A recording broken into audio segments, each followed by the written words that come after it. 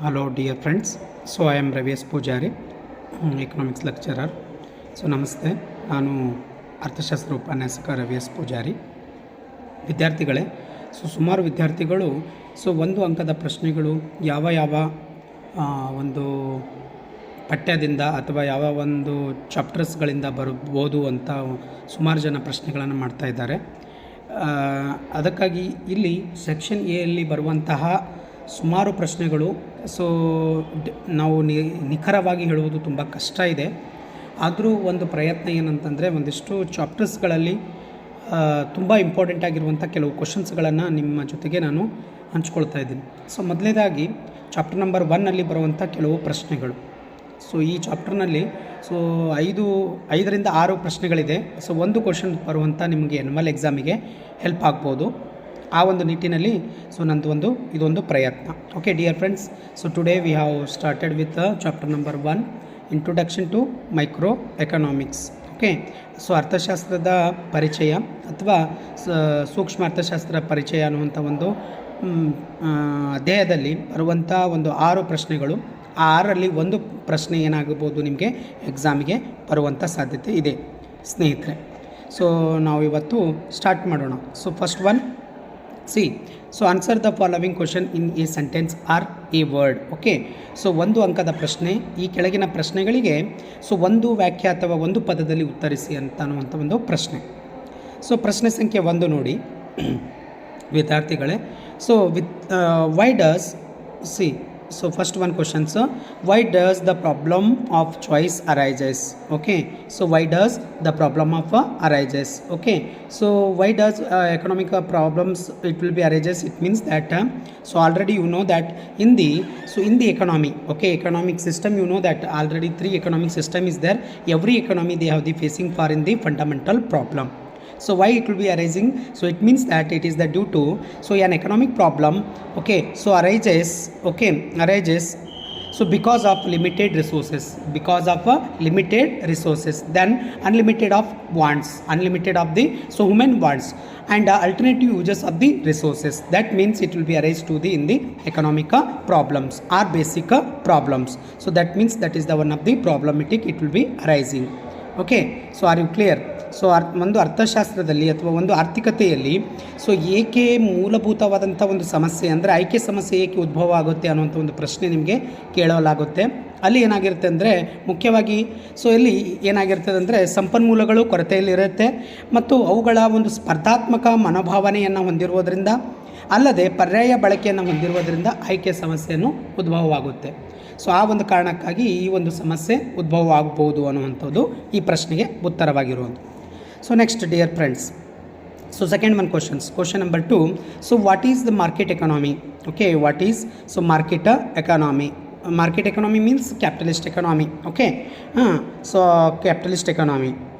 Capitalist economy, nothing but it is the one of the another one type of the capitalist economy or market economy. Market economy means a market economy is that economy where the economic decisions are controlled by, okay, are undertaken on the basis of the market mechanism. What is the market mechanism? It means that you know that DD, okay, D means demand, okay, and SS. DD means demand and supply. Okay, that means it will be arising for in the like in the market it will be they have the like market mechanism. Okay, then the private entrepreneurs, okay, entrepreneur it will be they have the consideration, it is known as the capitalist economy. It is known as capitalist economy. ಅಂದ್ರೆ ಏನ್ರಿ capitalist economy ಅಂತಂದರೆ ಕನ್ನಡದಲ್ಲಿ ಏನಾಗುತ್ತೆ, ಮಾರುಕಟ್ಟೆ ಆರ್ಥಿಕತೆ ಅಥವಾ ಬಂಡವಾಳಶಾಹಿ ಮಾರುಕಟ್ಟೆ ಅಂಥೇಳಿ ಕರಿಬೋದು. ಆರ್ಥಿಕತೆ ಎಂದರೆ ಏನು ಅಂತ ಕೇಳಬಹುದು. ಆ ಪ್ರಶ್ನೆಗೆ ಮುಖ್ಯವಾಗಿ ಆರ್ಥಿಕತೆಯಲ್ಲಿ ತನ್ನ ಎಲ್ಲ ಚಟುವಟಿಕೆಗಳನ್ನು ಸರ್ಕಾರದ ಬದಲಾಗಿ, ಸೊ ಅಲ್ಲಿ ಏನಾಗಿರುತ್ತೆ ಅಂತಂತಂದರೆ ಮಾರುಕಟ್ಟೆಯ ಕೊಳ್ಳುವವರು ಮತ್ತು ಕೊಳ್ಳುವವರು ಅಂತಂದರೆ ಏನ್ರಿ ಸೆಲ್ಲರ್, ಲೈಕ್ ಬೈಯರ್ಸ್. ಹೌದಾ, ಬೈಯರ್ಸ್ ಅಂತಂದರೆ ತೆಗೆದುಕೊಳ್ಳುವಂಥವ್ರು ಅಂದರೆ ಅನುಭೋಗಿಗಳು. ನೆಕ್ಸ್ಟ್ ಮಾರುವವರು. ಓಕೆ, ಸೊ ಮಾರಾಟಗಾರರು ಅಂತಂದರೆ ಇಲ್ಲಿ ಯಾರು ಅಂದರೆ ಸೆಲ್ಲರ್ಸ್ ಅಂತ ಆಗ್ತಾರೆ. ಸೊ ಇವರಿಬ್ಬರ ಮಧ್ಯದಲ್ಲಿ ಇರುವಂಥ ಒಂದು ಆರ್ಥಿಕ ಪ್ರತಿನಿಧಿಗಳ ಪ್ರಕಾರ ನಡೆಯುವಂಥ ಒಂದು ಅರ್ಥವ್ಯವಸ್ಥೆಯನ್ನು ನಾವೇನಂತ ಕರಿತಾ ಇದ್ದೀವಿ ಅಂತಂದರೆ ಇಲ್ಲಿ, ಸೊ ಅದನ್ನು ಯಾವುದು ಮಾರುಕಟ್ಟೆ ಅಂತ ಕರಿತಾ ಇದ್ದೀವಿ. ಸೊ ಮಾರುಕಟ್ಟೆ ಅರ್ಥವ್ಯವಸ್ಥೆ ಅಥವಾ ಆರ್ಥಿಕತೆ ಅಂತ ಹೇಳಿ ನಾವು ಅದನ್ನು ಕರಿತಾ ಇದ್ದೀವಿ. ನೋಡಿ ವಿದ್ಯಾರ್ಥಿಗಳೇ, ಅದೇ ಇದೆ. ಸೊ ಆರ್ಥಿಕ ಎಲ್ಲ ಚಟುವಟಿಕೆಗಳನ್ನು ಸರ್ಕಾರದ ಬದಲಿಗೆ ಮಾರುಕಟ್ಟೆಯಲ್ಲಿ ಇಲ್ಲ ಕೊಳ್ಳುವರು ಮತ್ತು ಮಾರಾಟಗಾರರ ಆರ್ಥಿಕ ಪ್ರತಿನಿಧಿಗಳು ನಿರ್ವಹಿಸುವುದನ್ನು ಮಾರುಕಟ್ಟೆ ಅರ್ಥವ್ಯವಸ್ಥೆ ಎನ್ನುತ್ತೇವೆ. ಹೌದಾ, ಸೊ ಮಾರುಕಟ್ಟೆ ಅರ್ಥವ್ಯವಸ್ಥೆ ಎನ್ನಲಾಗುತ್ತದೆ. ಸೊ ಈ ರೀತಿಯಾದಂಥ ಒಂದು ಪ್ರಶ್ನೆ. ಸೊ ಅದು ಇದ್ರ ಮೇಲೆ ಒಂದು 4 ಮಾರ್ಕ್ಸ್ ಅನ್ನುವಂಥ ಒಂದು ಕ್ವಶನ್ಸನ್ನು ಬರುವಂಥ ಒಂದು ಸಾಧ್ಯತೆ ಇದೆ. So dear friends, like this one concept it will be came for in the annual examination also. So one of the 4 marks questions, write a short note on like market economy or capitalist economy.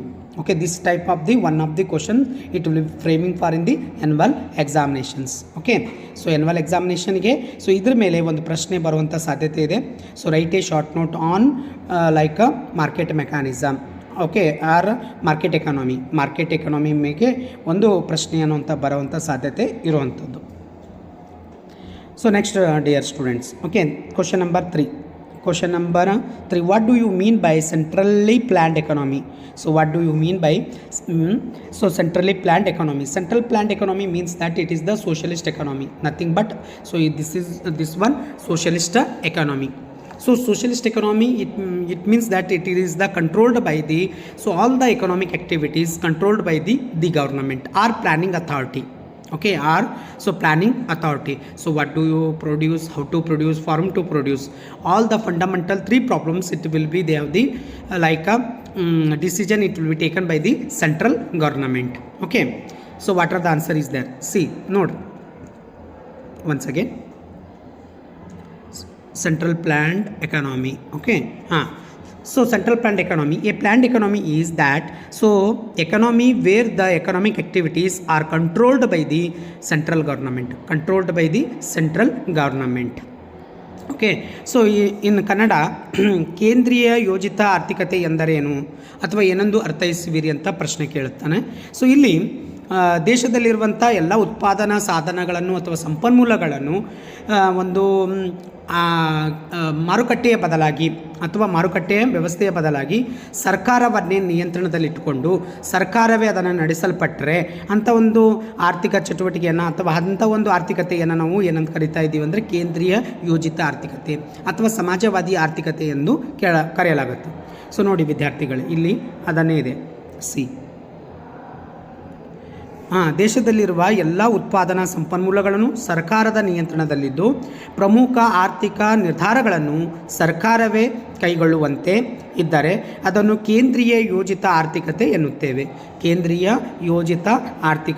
ಎನ್ನುತ್ತೇವೆ. ನೋಡಿ, so ಹಾಗಾದರೆ ಇಲ್ಲಿ ಇದನ್ನು ಮೇಲೆ so ಒಂದು ಕ್ವಶನನ್ನು frame ಆಗುವಂಥ ಸಾಧ್ಯತೆ ಇದೆ 4 ಮಾರ್ಕ್ಸಿಗೆ. ಸೊ 4 ಅಂಕದ ಪ್ರಶ್ನೆಗಳಿಗೆ. ಸೊ ಇದನ್ನು ಕೂಡ ಹೀಗೆ ಕೇಳ್ಬೋದು. ಸೊ ಕೇಂದ್ರೀಯ ಆರ್ಥಿಕತೆಯ ಕುರಿತು ಒಂದು ಲಘು ಟಿಪ್ಪಣಿಯನ್ನು ಬರೆಯಿರಿ ಅಥವಾ ಕೇಂದ್ರೀಯ ಆರ್ಥಿಕತೆ ಕುರಿತು ಒಂದು ಟಿಪ್ಪಣಿ ಬರೆಯಿರಿ ಅಂಥೇಳಿ ಸೊ 4 ಮಾರ್ಕ್ಸಿಗೆ ನಿಮಗೆ ಕೇಳುವಂಥ ಸಾಧ್ಯತೆ ಇರುವಂಥದ್ದು. So write a short note on central planned economy. Okay, central planned economy, you know that in the 1920 time first one is it will be established in Russia. Okay, Russia. So then after so many countries it will be they have the consideration of in the that economies. Okay, next one dear students. So question number 4. So give the meaning of microeconomics. Okay, microeconomics. What is the microeconomics? It means that it is the deal with in individuals. Okay, in individuals or small unit of a so economy. Okay, an economy. So that means that is called for in the microeconomics. Okay, so what is the microeconomics? See, So microeconomics means it is the one of the consideration of in the so one of the study that in the so small unit of an economy. Okay, small unit means it is the one of the economy is the one of the so it is the concept of wider concept or macro concept. Okay, but in the we have the taken by the only for some aspects it will be they have the consideration of in the specific consideration of a unit. Okay, so that is we have study in the micro concept or microeconomics. Okay, so that is the microeconomics study small unit of an economy. Okay, so that is the answer. In Kannada ವರ್ಷದಾಗ ನೋಡ್ರಿ ಸೂಕ್ಷ್ಮ ಅರ್ಥಶಾಸ್ತ್ರ ಎಂದರೇನು, ಸೂಕ್ಷ್ಮ ಅರ್ಥಶಾಸ್ತ್ರ ಎಂದರೇನು ಅಂತ. ಸೂಕ್ಷ್ಮ ಅರ್ಥಶಾಸ್ತ್ರ ಎನ್ನುವಂಥದ್ದು ಸೊ ಆರ್ಥಿಕತೆಯ ಒಂದು ಅತ್ಯಂತ ಸಣ್ಣ ಸಣ್ಣ ಘಟಕಗಳಾದಂತಹ ಒಂದು ಏನಂತಂದರೆ ವ್ಯವಸ್ಥೆ ಕುರಿತು ಕುಲಂಕುಷವಾಗಿ ಅಧ್ಯಯನ ಮಾಡುವಂಥ ಒಂದು ವ್ಯವಸ್ಥೆಯನ್ನು ನಾವೇನು ಕರಿತಾ ಇದ್ದೀವಿ ಸೂಕ್ಷ್ಮ ಅರ್ಥಶಾಸ್ತ್ರ ಅಂಥೇಳಿ ನಾವು ಕರಿತಾ ಇದ್ದೀವಿ. ಅಂದರೆ ಸೊ ಉದಾಹರಣೆಗೆ ಒಂದು ಬೆಲೆ, ಹೌದಾ, ಸೊ ಒಂದು ಬೆಲೆ ಅಂತ ತೆಗೆದುಕೊಳ್ಳಬಹುದು ಅಥವಾ ಒಬ್ಬ ಅನುಭೋಗಿ ಅಂತ ತೆಗೆದುಕೊಳ್ಳಬಹುದು, ಅಥವಾ ಇಲ್ಲ ಅಂತಂದರೆ ಸೊ ಪ್ರಮುಖವಾಗಿ ಒಂದು ಬೇಡಿಕೆ ಅನ್ನೋಂಥ ಒಂದು ತಗೊಳ್ಬೋದು. ಇದ್ರ ಕುರಿತು ಒಂದು ಅಧ್ಯಯನ ಮಾಡುವಂಥ ಒಂದು ವಿಚಾರವನ್ನು ಸೂಕ್ಷ್ಮ ಆರ್ಥಿಕತೆ ಅಥವಾ ಸೂಕ್ಷ್ಮ ಅರ್ಥಶಾಸ್ತ್ರ ಅಂತೇಳಿ ನಾವು ಅದನ್ನು ಕರಿತಾ ಇದ್ದೀವಿ. So next dear students, so ಇಲ್ಲಿ ಇದರ ಮೇಲೆ ಮೇ ಬಿ 4 ಮಾರ್ಕ್ಸಿಗೆ ಕ್ವಶನ್ಸ್ ಏನಾಗ್ತದೆ ಇಲ್ಲಿ ಈ ಚಾಪ್ಟರ್ ಮೇಲೆ ಫ್ರೇಮ್ ಆಗೋದಿಲ್ಲ.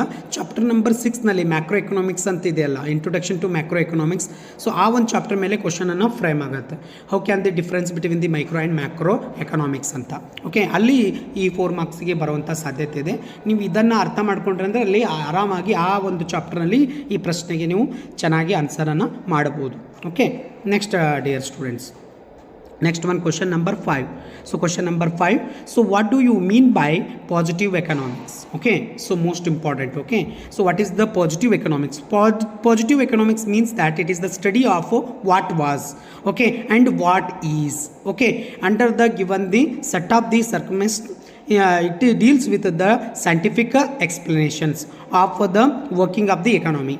So it means that positive economics, it will be what to good and so what is better, so that all the this one it will be they have the consideration of in the positive economics. Then in Kannada ವಾಸ್ತವಿಕ ಅರ್ಥಶಾಸ್ತ್ರ ಎಂದರೇನು? Okay, so ವಾಸ್ತವಿಕ ಅರ್ಥಶಾಸ್ತ್ರ ಎಂದರೇನು?